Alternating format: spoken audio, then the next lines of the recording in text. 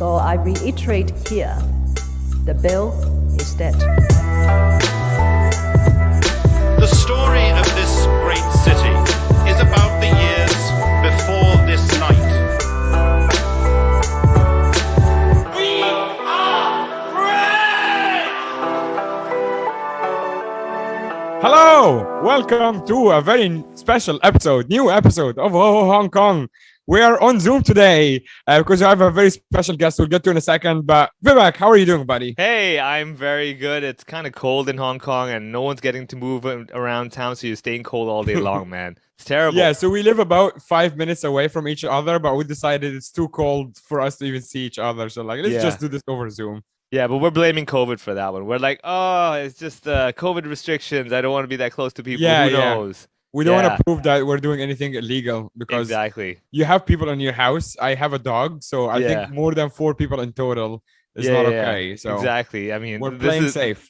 All right, exactly. So now since we can't see each other in person, how do we see each other online? Where do we find you? I am at the other Muhammad on Instagram. That's mostly where I exist online. How about you?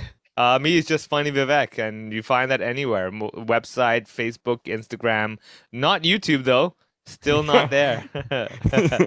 Any progress on that? No, dude. Zero. I've not even tried. It's given up. I'm like, what's the point?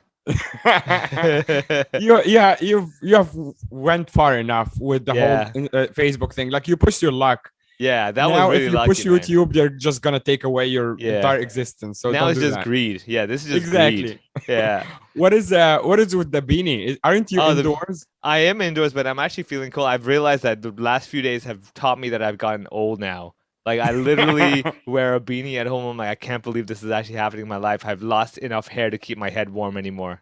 Amazing. Speaking of old, we have a very special guest with the perfect segue here. Not only that he's old in age, but he's also an old friend. And he's an old comedian and he's a father. He's many things. But the main reason we wanted to bring him on is that recently he became a pastor.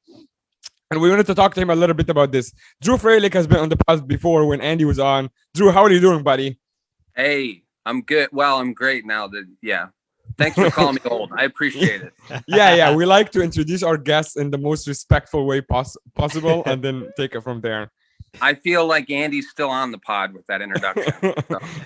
So. Nice. Yeah, Andy left in spirit, but he's still here in whatever way. He still haunts us every now and then with bad introductions. We're like, we're dedicating this bad introduction to you. Our next guest is an asshole. Hey, it sounds like Andy. Oh, wait, Andy's back with the podcast? Mean spirit still hangs around the podcast studio. Exactly. Oh, man. All right, so just to let everybody know, Drew Fralick actually came to Hong Kong, performed in our comedy festival, and won it. So today, out of the 3 people on this podcast, 2 are champions. All right, I'm just gonna log out very quickly. That's the best thing about Zoom. I'm not done. Okay. 2 are champions, and 1 is the person who decides if you even get booked on a show. So you do the math. Look at us, winners. Yeah.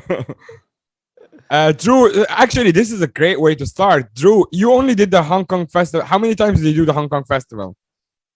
Well, I did it 1 time. That's it. Well, yeah, just, did it. Came, just, popped down there, won it, and then went on my way. You know what I mean? All right, so your set was pretty remarkable, actually. I wasn't here in Hong Kong, but obviously all of these guys were, and they were talking about how much risk you took with this set, because I know the set that you did, and I couldn't believe that you did it on the final. Like, just walk us through your thought process and tell the audience a little bit about the set that you did. So the set is like, it's basically the premise is, what if boring office work had like a sports commentator talking behind like what you were doing, So it's like, oh, he's going over to the copy machine. He's making copies. And now he's typing out an Excel sheet on the computer. And so actually I found out, I never told you this, Mohammed, but I found out there was a guy who took that exact same concept and did it on YouTube starting last year. And it has millions of views. Are you serious? It's called, I think it's called #real life commentary.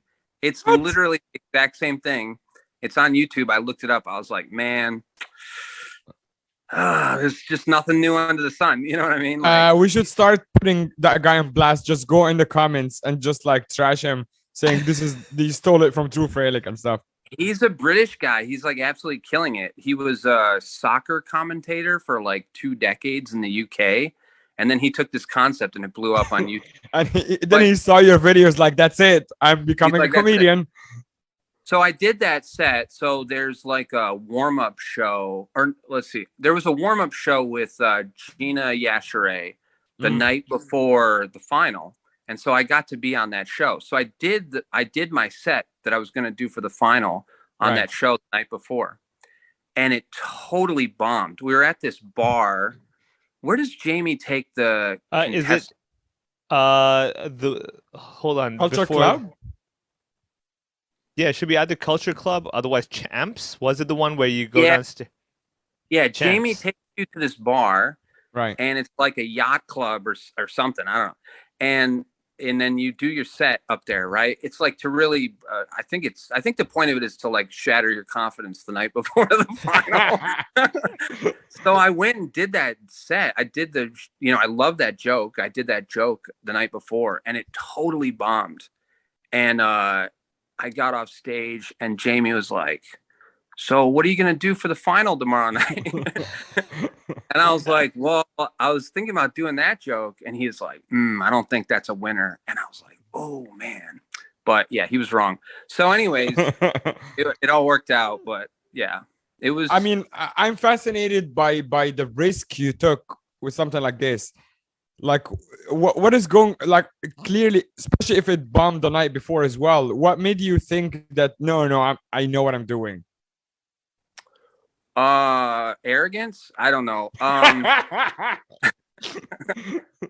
think that I've always, I like to take risks on stage. You've seen me bomb many times, doing things, throwing Doritos at the audience and jumping out of boxes and dressing up like a woman and doing Shakespeare and different things like singing songs. Also on an international festival final, by the way.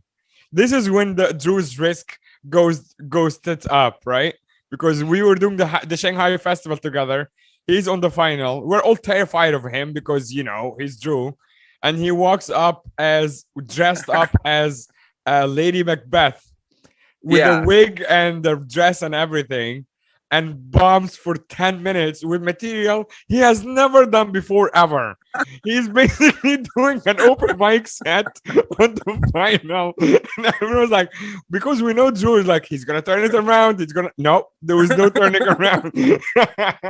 And then the funniest thing is that because you're wearing a dress and a wig, you can't just snap into your regular material. Okay, so what happened was, so I won. Okay, we're getting the weeds a little bit here, but let me see. Okay.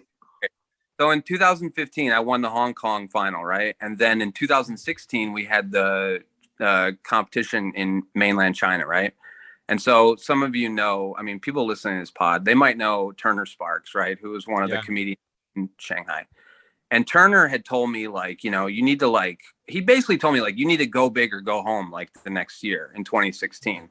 So I came up with this set where I'm going to dress up like Lady Macbeth and do this mashup of, like, lines from Shakespeare with pop songs written by female artists from the early 90s. And it was this concept.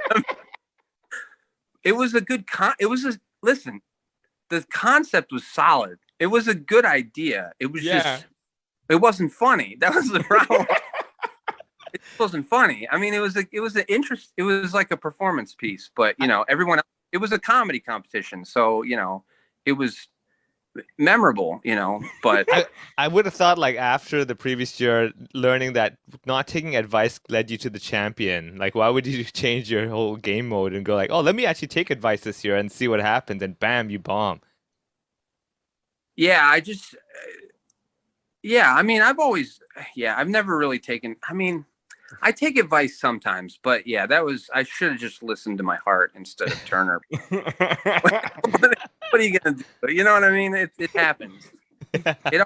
it happens. And I remember, there was lots of bad bombings. It was ugly for a while there, but Because like I remember when you were in Hong Kong competing, and when you went up there and you did your set, I remember basically there were parts of the set where you had your back to the audience, and you were like, it's more like a dramatic theatrical thing, and we were right. all kind of confused, thinking like, oh, I don't know, man, I don't know. I mean, it was good, but this is a stand-up comedy competition. Like, are the judges going to be purists? Like, I'll be honest, if I were one of the judges, I'd be like, no, I'm a purist comedian. I want stand-up comedy with mic in hand and face to my face, that kind of thing. But then the judges were like, "This is it. You're making me laugh. That's all it takes, and you win." And you won it, and everyone was just like, "Okay, so that's possible now. All right." And then I think a few years later, Hanan from Malaysia came down and performed a musical comedy, and I think she also won it. And then Jamie just banned that. So he's like, "Yeah, no." Okay, I'm gonna have to interject here and say there is a massive difference between turning your back to the audience while you're doing a stand-up set and then using an actual prop where you play music. Those are vastly different things, Vivek. You should know that. What are you talking about? I'm just saying, it's just like I'm like, okay, so now I see what's happening over here. It's just like No, Drew just does hacky stuff when he just screams at the audience and does accents. That's different. He's just a hack. He's not the music prop.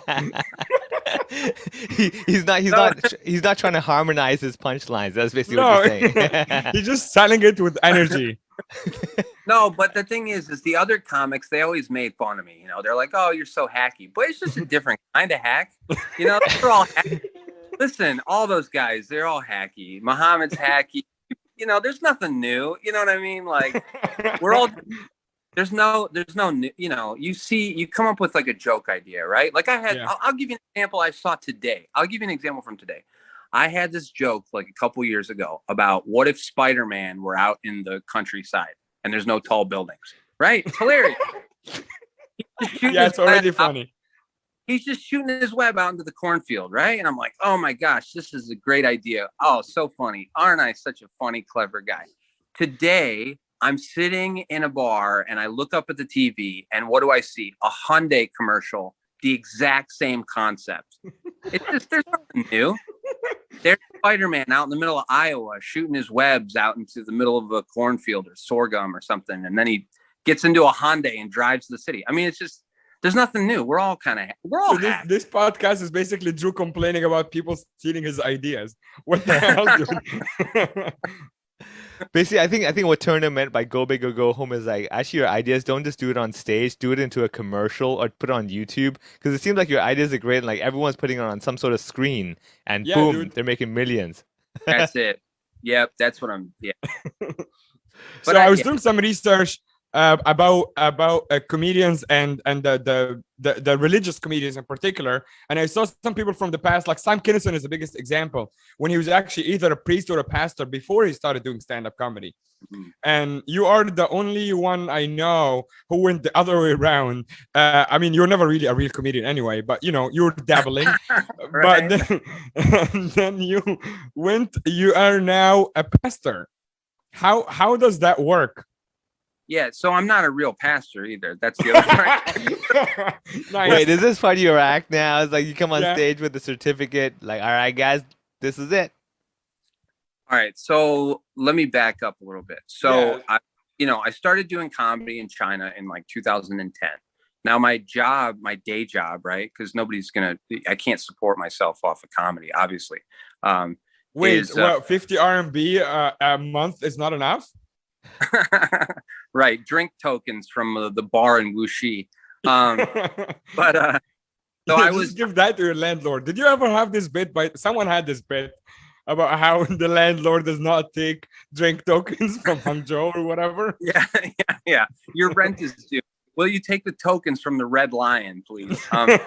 So I'm a mental health counselor, right? I've been doing mental health work for over 10 years. And that has been my job throughout, the last decade or whatever. So about this was in September, our pastor, who's a very good friend of mine, he told me that he's going to be stepping down from his job as the pastor of the church. And basically was like, would you want to do it? And I'm like, I don't, I'm a therapist. I don't know anything about pastoring. Like at the time I was like, I don't think I could do that, which it turns out, pastoring and therapy are not that much different, but we can get into that more later. Okay, but slow down here. Walk us through. I am from a Muslim background. Vivek, Okay. I don't know what you're up to. The only thing I've got with pasture is like my milk. That's the closest I have to that word. Nice. So Okay. clearly we don't even know what a pastor is. Like, just also explain that to us and the audience, the hierarchy in the church. Like, I just who's know the in pastor, who's the priest? Yeah, I just know in my textbooks usually the pastor is white, so that part I can agree with you. Check. Yeah, but who has a beard? Is it the pastor or the priest or both? Or I think none? Jesus, Well, right? Jesus had a beard, and the Yeah. pastor and the priest are both supposed to have a beard, which is why I'm not a real pastor. 'Cause I don't have a beard. But is that like by like you have to have a beard, or is it like more No, respectful? That was a joke. It's just not funny. Yeah. I think Mo, you proved your point about Yeah, Drew. exactly. Yeah. You don't have to have a beard. So it's different in different churches, right? So like in the Catholic church, in a big church like the Catholic Church, or Lutheran, like a bigger church, that you go through this process. You like go to school, you get your degree, you become ordained, which is kind of like your internship, and then they give you this like license, I guess, to basically say you can, preach, run the church, do weddings, do funerals, stuff like that. Wait. You mean they tell you that you can preach? Is it like, like how a lot of times in comedies and sitcoms are like, preach it, girl. Did they do that to you? Yeah, kind of like that. Yeah, like you can basically run the church, there's a whole process for that. But doing weddings, like, can't anyone do it? Like, you did Andy's wedding years ago, and you're not a pastor. So Andy's wedding, if you noticed, there was a woman there who did the ceremony. Do you remember that? So yeah, but she's a woman, so you can't really do it. You mean his fiance? Oh, no. So what happened at Andy's wedding is I was there to like make it entertaining, and then the lady was there to make it like official in the eyes of the state and God or whatever. So she was like the ordained pastor lady there. She put the seal of approval on it. And then, I kind of filled in the details. But yeah, no, I wasn't ordained, so I couldn't have done that wedding. Oh, okay. But you're the guy who's like, you can marry each other or whatever. I didn't say that. She said that, remember? She was the one who sealed the deal. So what you're saying is that right now you have the power to basically marry people. Is that correct? No, that's not the thing. Still no? Still no. So my job is I'm the interim pastor, right? Which is like the interim head coach in football, Yeah. Like the coach gets fired or he quits. And so the interim pastor is like running the church while they're looking for a new person. Wow, that sucks. You're a substitute. You're literally the substitute teacher. Kind of, but I'm in charge, so I still like every Sunday I preach, I run things. So you're basically just sitting on the bench hoping for the pastor to not show up so you can have your 5 minutes on stage. Well, to use like a comedy analogy, it's like I'm up on stage and I'm doing time, or I'm about to go on stage, but like if somebody shows up, then I'll get bumped from the lineup, basically. Right. So I've been running things, but I'm in charge. I preach every Sunday. I run the service. I've been doing it for like the last 2 months or whatever. Okay, so I'm actually curious about the preaching on Sundays and everything, because like as a comedian, every time we come on stage, we have to kind of go through the process of writing, open micing it, and then getting on stage in front of a live audience. How does that completely change for you, or do you have a similar process? I'm just curious, like, does that translate? It translates a little bit, and it's a little bit tricky because usually with comedy, you've got your set, right? You've got your 5 minutes or your 20 minutes or your hour or whatever. and you've done that material over and over and over again, and you go to open mic and you run it and you get it tight and you get it really good. Preaching is like a totally different craft where you have to come up with a new 30 minutes every week. So Wait, it's but like, you have material, you have the Bible, right? you can, yeah, so you have the Bible, you know, so that's a little bit of, you know, that's a bit of I don't want to say filler. This seems kind of Yeah. All right, I'm gonna throw in some Cain and Abel today. All right. Okay, so check this out, right? These two guys are coming down this hill. I mean, at least you have something that like you can cheat from, you know, if you're Right. like feeling lazy or whatever, you can just read 10 minutes off the Bible, right? Yeah. So reading the Bible is cheating and lazy. Okay, so It's not. Hey, he's a Muslim, all right? So Yeah. just let's I mean, No. yeah, I'm a Muslim, so I don't even believe the Bible is real. So anything you're doing is really cheating.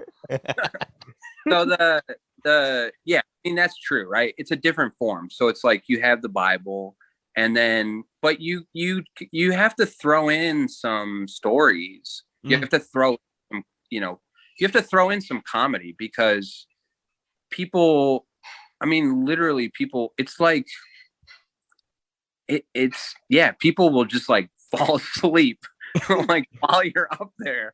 You have I've to, watched you on stage before, Drew. I know that feeling very well. nobody ever fell asleep when I was doing it. Dude, I Mostly- fell asleep while I was up next. I couldn't even just sit through your 5 minutes of throwing People- bread at the audience. Who does that? You freak. do you do that to your audience now at Yeah. church? Oh yeah, at church that would be more appropriate. They're like, this is my body. I throw bread at them. That's how I do communion. You know, I throw a loaf of bread and then dump wine on them. So that's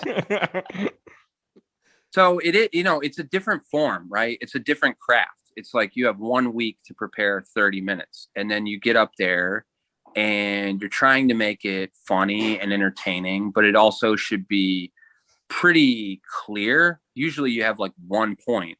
It's, you know, and so it's just a different craft, and it's very different than comedy. You know, it's like, I think it's, in my experience so far, it's a lot harder than comedy, because it's like comedy, you show up, you know, hang out for a bit, you go on stage, you do your set, and if you do well, everyone's like, oh my gosh, that was so great, you know, like you're so funny, and they, you know, follow you on Twitter or whatever, and then you go home. Pastoring is like, it would be like if you showed up to the comedy club, but you got there an hour early so that you could clean the bathroom before the audience. Right? So an open micer. Okay, all right. Yeah, exactly. You're scrubbing the bathroom, okay? And you do that, and then people show up and you make sure everything's in order. And then, you know, they have like singing and prayer, and then you get up and you do the announcements. So that's like being your own opener. And then you do your 30 minutes, and that's like headlining, I guess. And then it's like you come off stage, as it were, you know, come off stage. You can't, I'm using air quotes here. And then you get off stage, and it would be like if the audience was like, oh, you know, they don't say great set. They just active. And then you counsel the audience for an hour and a half, and then you go home. You know, people want to talk about what's going on, their problems and things like that. So it's quite a bit more difficult than comedy, is what I'm finding. Right. So. But then, okay, Yeah. so then even the message, because you say usually every time you have one main message you want to drive home, whether it's through stories or personal experience, do you get like audience requests? You know, like as a comedian, every now and then, like, oh, dude, are you gonna do that bit? Are you gonna do the bit about, you know, the unchecked and stuff? Like, do you get those? Like, dude, are you gonna talk about the twins who try to kill each other? Are you gonna do that one? Do you get those? Do that one is a great line. Do that one. Yeah. The one where he comes back from the, love that story. We Yeah, love that. dude, I love it. How you like 3 days later, he was back, bitches. Tell us the one about the boat with all the animals on it. That's my favorite. My Yeah. son loves this one. His name is Yeah. Noah. Yeah. Yeah, Do you get like for example, audience feedback or requests in the sense? Because I mean, I'm sure there's a lot of people who will kind of approach you to talk to you after the whole service and everything. So do you get a lot of those as well? people don't make requests. It's quite a bit harder than comedy because like with comedy, people are laughing. That's your, it's either they're either laughing or it's silent, which is like you're dying up there. Right. In preaching, you could be doing a great job and it's just dead silent there. You can kind of tell that people are into like the message or whatever, but it's like way lower energy. You know what I mean? It's not a comedy club. Generally speaking, most people at my church haven't had 2 drink minimum by the time they show up. Oh, some have 2 prayer minimum.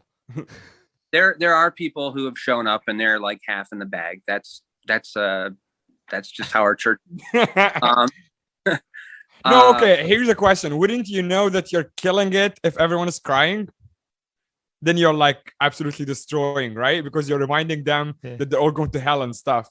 It's like he died for your sin right over there. So it's like the opposite of like getting applause breaks in comedy, but in pastoring they're just crying and you're like, yes, I'm doing it.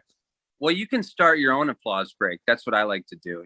Just start clapping. Yeah. Give it up for like you start with Jesus and then you like put yourself in the equation. Give it up for Jesus. Everyone's like, yeah, and you're like, and me. Just quietly, and me. Yeah, exactly. Actually, you know what? Now that I think about it, speaking seriously, I think that maybe what you're saying, like if people are crying and stuff like that, maybe I've seen that before. I'm not at that level, but I've seen that before where somebody will be talking about something and like the people watching will have like a very emotional reaction. I've seen that before. So I guess that would be the church equivalent of murdering. Exactly. So you're actually jealous of the person on stage, like making people cry the same way you're jealous of like the guy in front of you destroying, right? Yeah, like I would love to see it if you have like a comedy lineup of pastors going one after another. Everyone gets 7 minutes, and everyone's like, I gotta have 3 cries per minute, man. That's my bare minimum. I need 3 cries per minute. Yeah. Hold on. Okay, a little side note. What if you had a Christian comedy club called Thou Shalt Not Murder? What would that? Well, I mean, that would explain a lot of the open micers. They're like, I'm just following the 10 commandments. Thou should not murder. I mean, I cannot kill. Therefore, I'm bombing on stage. Do you understand? That would be like the opposite of Jamie's club, which would be called I Need You to Murder. I need you to kill. Yeah. With a bracket that says for free. Yeah.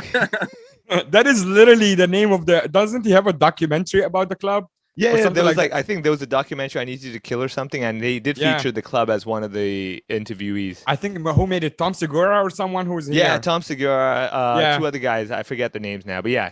You guys should go. You guys listening should go and find it online because Jamie denies its existence, and it's the funniest thing ever. It's like denying like the sun. I'm like, dude, it's right there. You can look it up. It's like, no. It's not. It's named after me.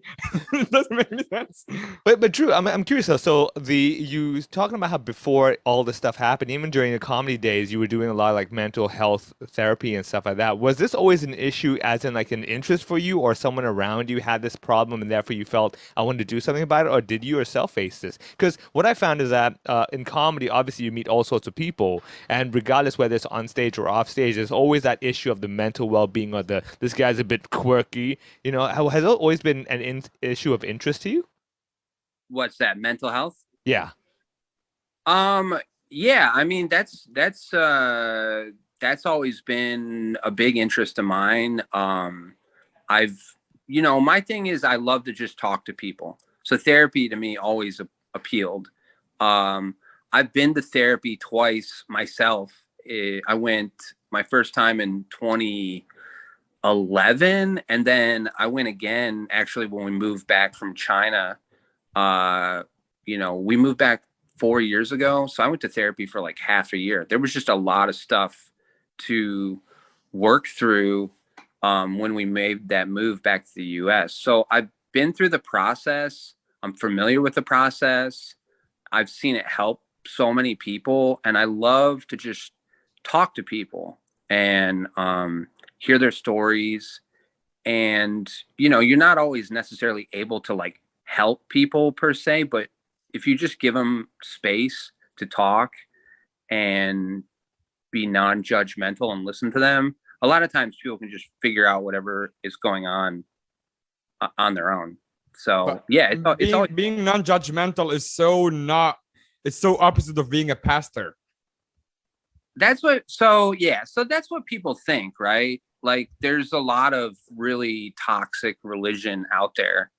And I mean, I know that. I grew up in a church that was, I would say, highly toxic and judgmental. And for me, like the older I get, I just feel like I can honestly say I'm sure the things when it's like, when I was a kid, is like, this is the way it is. Like these people are going to heaven. These people are going to hell. This is right. This is wrong. And the older I get, I just feel like I'm becoming more and more open and more willing to just be like, I don't know the answers, like it's really just about loving people. And just religion, like good religion should not be a barrier between you and other people, which it often is for a lot of people. Good religion should enhance your life, make you more compassionate, more loving, and more open-minded. But unfortunately, right, as we know, like that's not the way it generally is. Generally, it's like very exclusive. It's very toxic. It's very harmful to a lot of people. And so for me, doing this pastor job has been a lot of fun because I just like to hang out with people. And that's basically what the job is. You give you headline for 30 minutes each Sunday. You get to hang out with people. We ran a homeless shelter in December. We do things in the community. We have like a food pantry. It's just like good stuff. And as far as all the religious stuff goes, I'm just kind of in a place where I'm like, hey, I don't know all the answers. Like, I would rather just sit with you and listen and be your friend.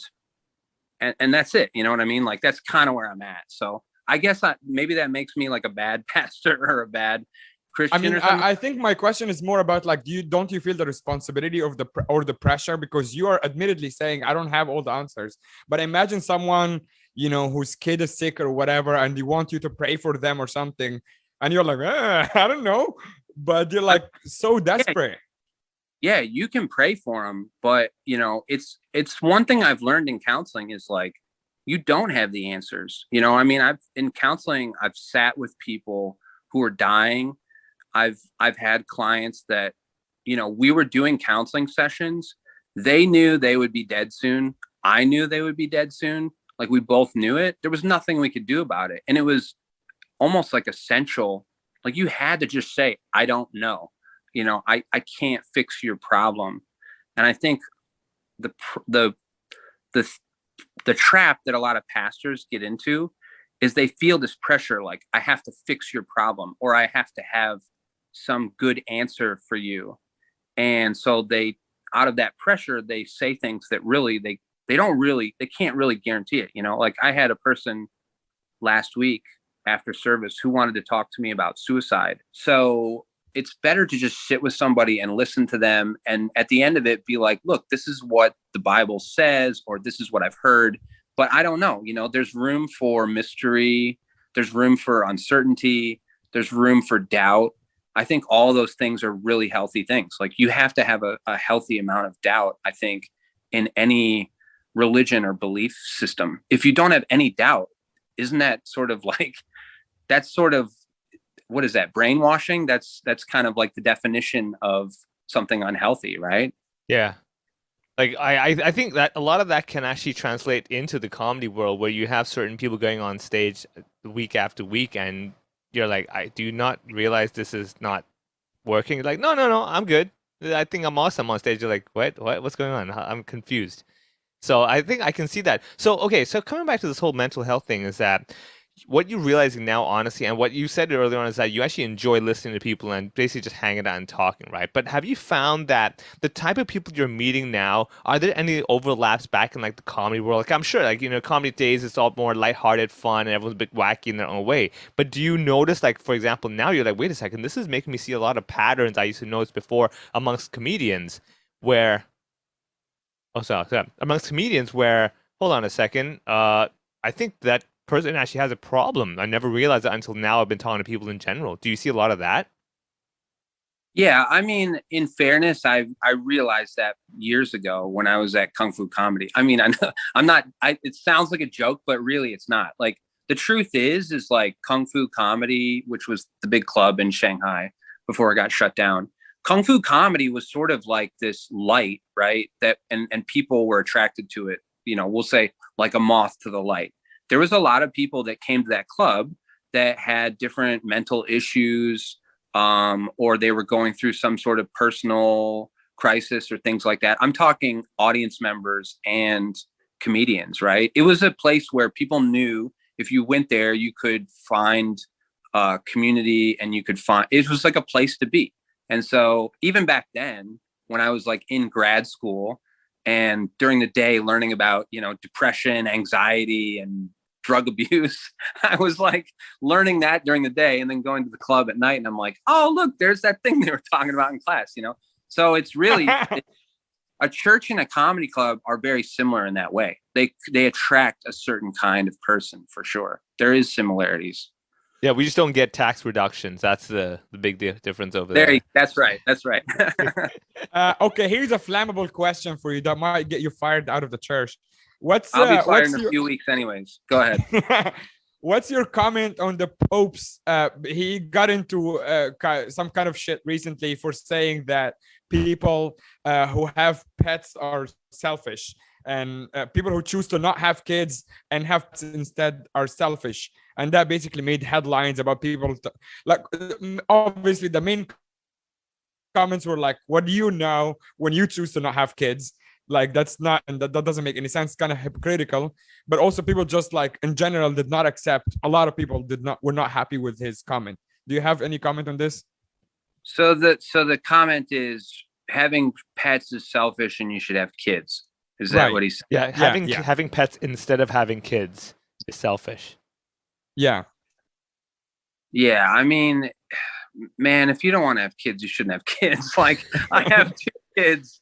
It's I don't see how you could be judgmental about that. I it's like if you have a pet and you don't have a kid, I don't have a strong opinion about that. I'm sorry. I know that you're looking for like a hot take on that, but it's sort of like Not if you necessarily. don't I wanna actually have- remembered it. I remembered it because we were talking earlier about the thing, and I remember that I saw this headline recently when everyone was like, "Oh, this is so judgmental. This is not, accepting and all of that." Especially that he started off pretty well talking about like gay marriage and stuff like that, and it seems like he just kind of went downhill. It's kind of like a Laurent Janot set, basically.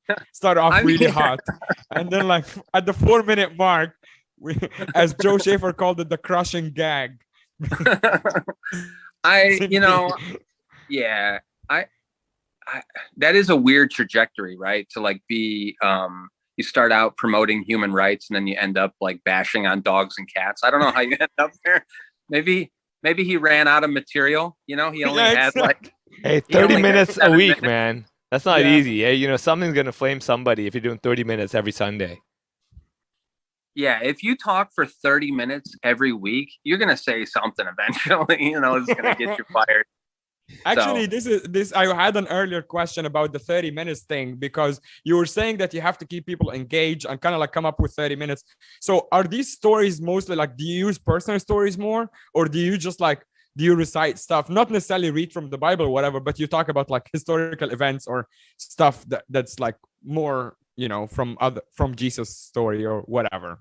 So where I'm at right now is there's 2 things that I've been trying to do lately.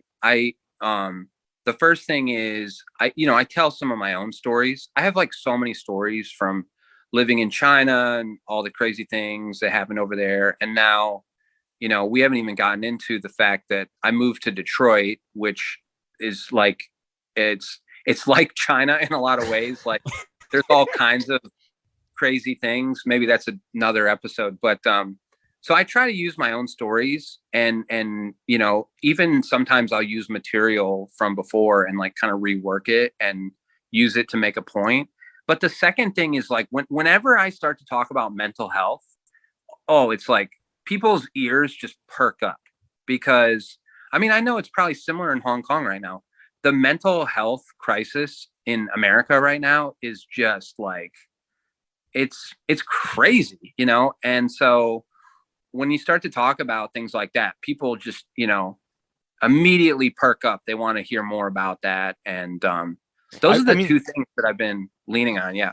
When do you find like the mental health issue is mostly because now people notice that it is an actual issue? Like before, this wasn't a topic that you would even know. You're like, oh, you're just being crazy. Just come on, calm down, you know? But now you're like, oh, this is an actual issue that we have to do something about. And therefore, it's like the hot topic. Because I'm sure like 20, 30 years ago, if you talk about mental health, like, yeah, what about you have a brain? You're fine then. Can you think 1 + 1 = 2? You're done. Go home, right? But now it's like, oh, how are you feeling today? And there's two ends of the spectrum though. Like for example, on one end they're saying like, you know, you're trying to be too soft on this issue. It's kind of like the kid with the cold. You're like, okay, have this medicine, have that, go get some rest. Before it's like just sleep it out and you'll be fine, get lost, you know. So what's your take on that? Because like I mean for me, I'm like in the middle where on one end I participate in a lot of mental health well-being events and everything. And I always tell people, like, look, at the end of the day, if you keep trying to be, you know, oh, how you feeling? Are you feeling all right? You're good. Okay. If you're not feeling good, go sit down and smile more. But at the same time, I tell them, you know, you only learn from all these hardships.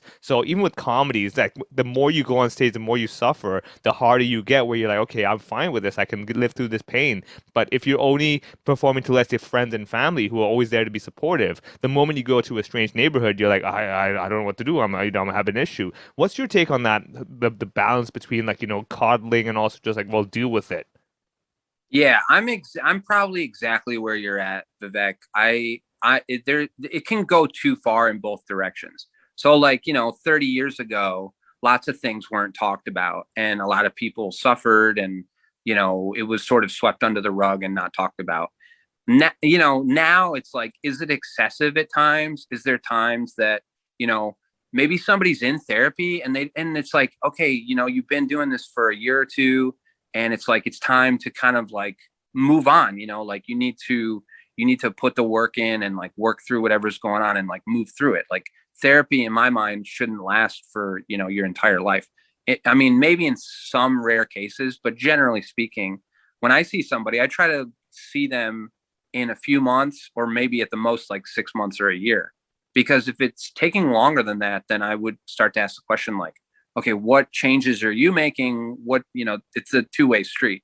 So I feel the same way, you know, it's like people shouldn't be overly kind of like coddled, but also it is an issue. And I think it's an important thing. And with COVID, it's maybe more of an issue than it was a few years ago.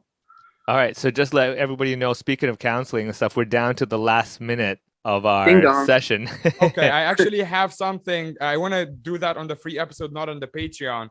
I'm a huge fan, Drew, of your blog. You have a really great blog called A Bright Drewtopian Future, where you send, I think it's weekly now, right? Like every you week. Send an email every week. Yeah. I'm an avid like reader. I read every single blog post.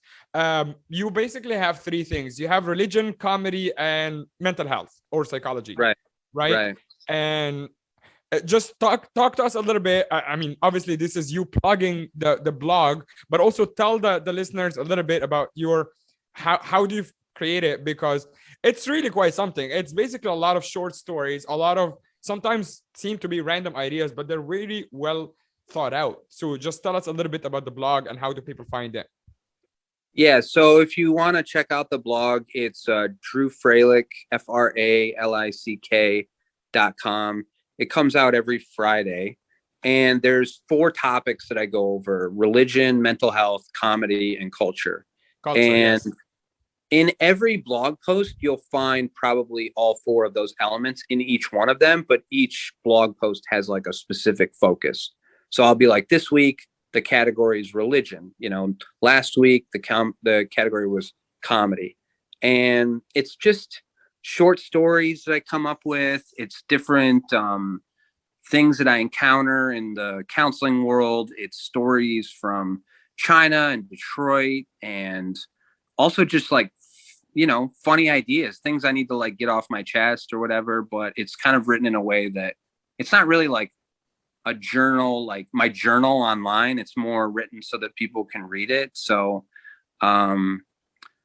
that's I don't know if that's a good No, explanation. this but is great. I honestly, it's I pretty- recommend people, so people can just find it online. They don't have to subscribe to anything.